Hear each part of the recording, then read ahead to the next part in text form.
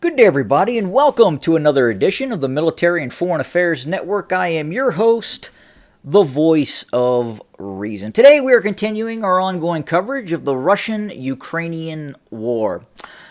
I was a little delayed in creating the content this morning. I spilled my coffee as I was preparing to make the morning movie. Coffee went everywhere.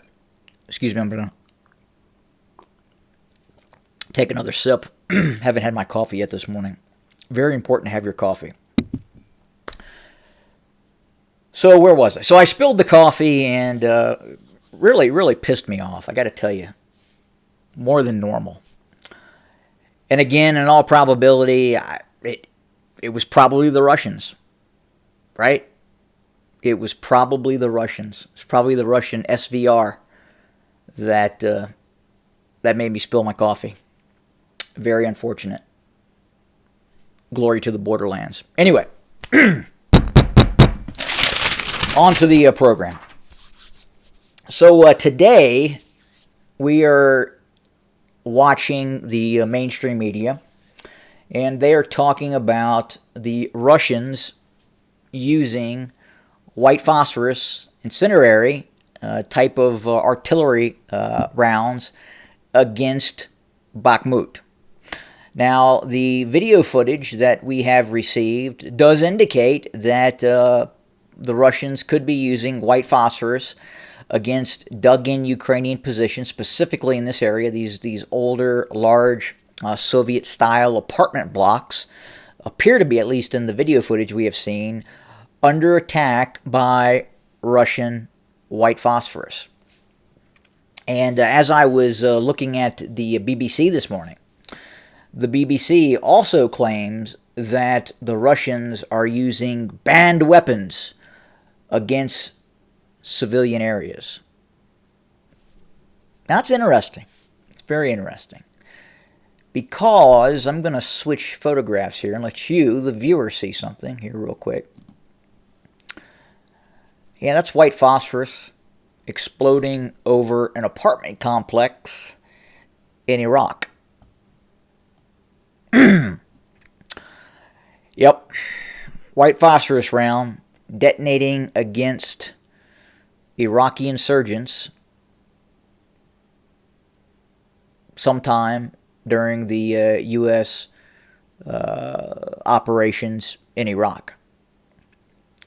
So, are white phosphorus rounds banned against military targets? No, they're not. They are an instrument of war. I mean, it's no different than being hit with high explosive. I mean, a little different. I mean, both will kill you, but I mean, it serves the same purpose. Kill the enemy. That's what it's used for. And in all likelihood, there are, if we do see that the Russians have used white phosphorus rounds, and it looks like they did en masse in these areas, that it was used against this built-up area against Ukrainian forces that are still dug in, trapped in the city of Bakhmut. But again, Willie Pete is not banned for military use. And it's interesting that we're now hearing about this, or it's coming to the forefront of some mainstream media outlets such as the BBC. White phosphorus has been used by both sides throughout the conflict.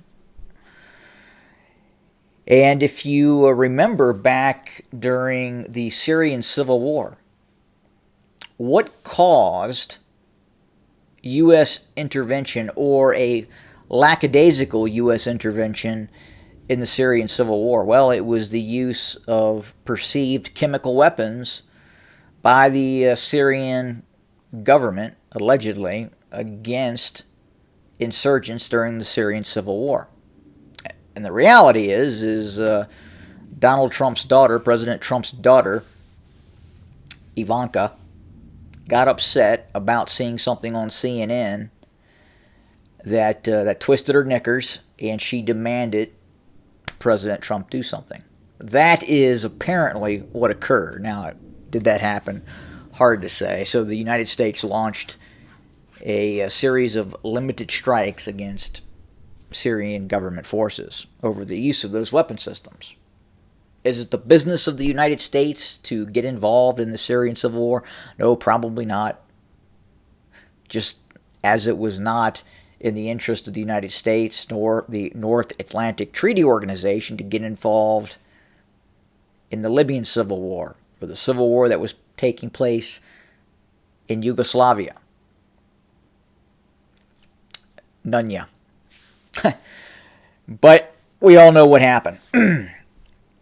So it will be interesting to see what continues to happen if the Russians or if the BBC and some of these other networks continue to create this narrative around the use of white phosphorus ammunition. It's been used for the whole war.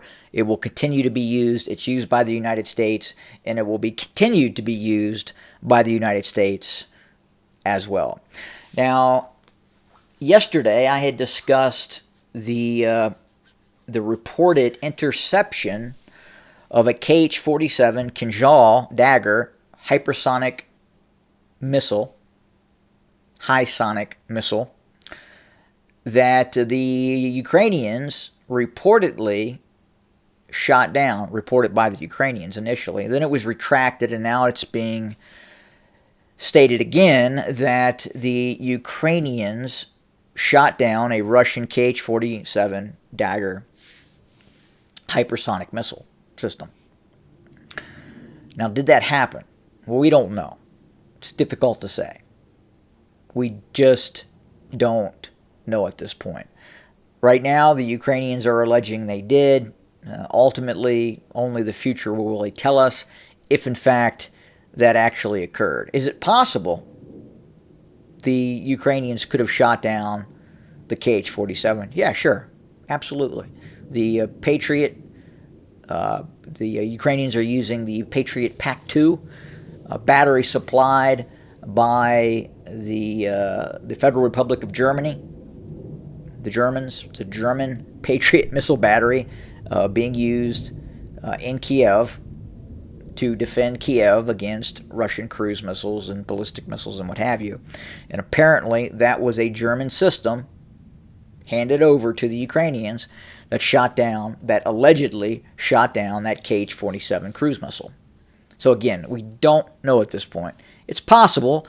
The PAC-3 is really designed to shoot down those sort of systems, high-speed ballistic missile systems.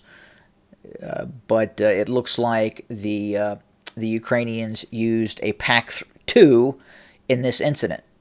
Now, could it have been a PAC-3? Possibly. As I've talked about before, the Ukrainians are getting every system out there. Any system and all systems, with the exception of high-performance multi-role aircraft, the Ukrainians are getting. So again, it will be very interesting to see if this was a successful engagement by that PAC-2 system based in Kiev. But again, we just don't know at this moment.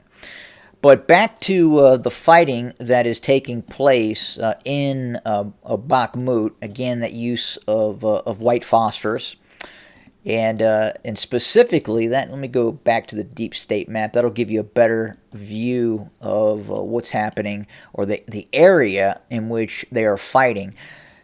So when you see the photograph of the Willie Pete being used, it looks like a vast cityscape. And it essentially is. It's this area right here.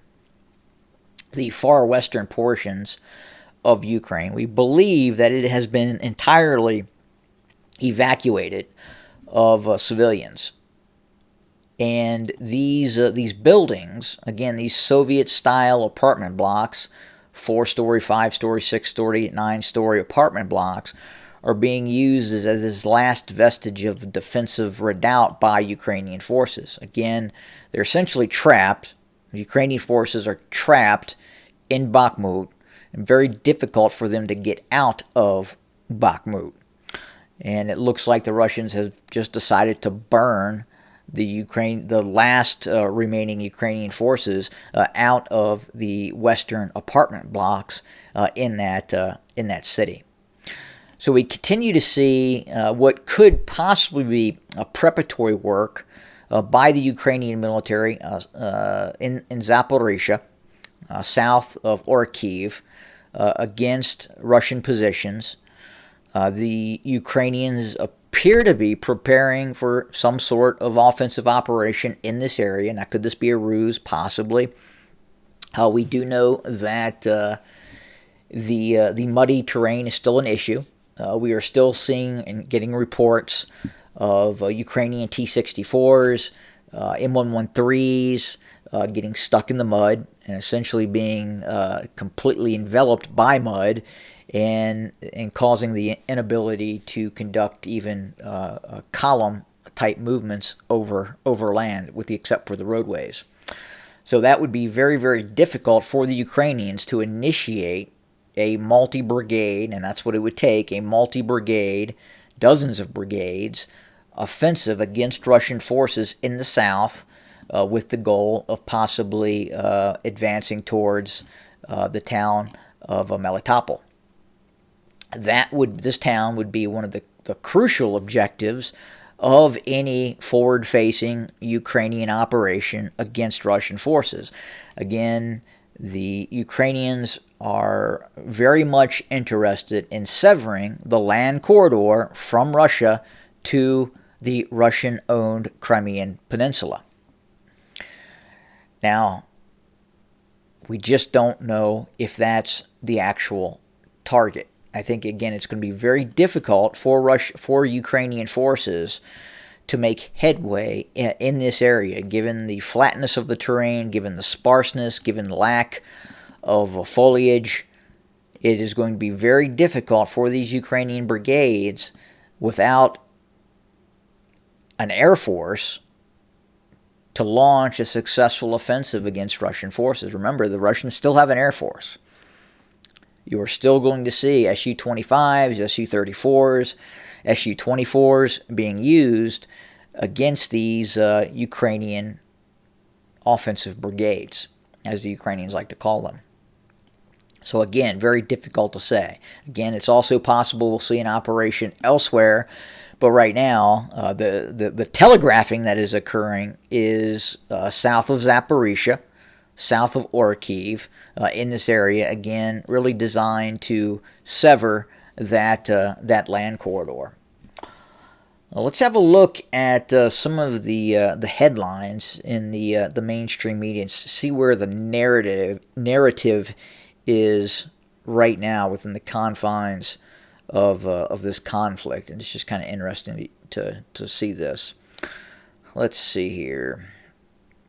Looks like there was a car bombing in Russia. There is, let's see here. Yep, Ukrainian uses U.S. Patriot defense system to shoot down Russian hypersonic missile. That's coming from the New York Post. And that's basically saying it did happen. But we don't know that. Russia's vulnerability to drone attacks raises security concerns in Moscow, UK intel says. More speechifying from the head of Wagner. Smoldering Iran nuclear crisis risks catching fire. Interesting. 3 Russian pilots, 45 Ukrainian soldiers returned in apparent prisoner swap. It's not a bad deal, I guess, if you're Ukraine, 45 for 3. And Kiev said, again, this is from Euronews, Kiev says it intercepted Russian missile with Patriot defense system. Interesting. So that's about it. Again, we're going to follow this story very, very closely, reference the KH-47 versus the Patriot, because we want to know what really happened, what ultimately happened. Was the Patriot successful, or did something else happen? Was it even a KH-47? Again, we just don't know at this point. We just don't know. But that's where we set for today. More to come very, very soon. Thank you for joining us today. Have a good day.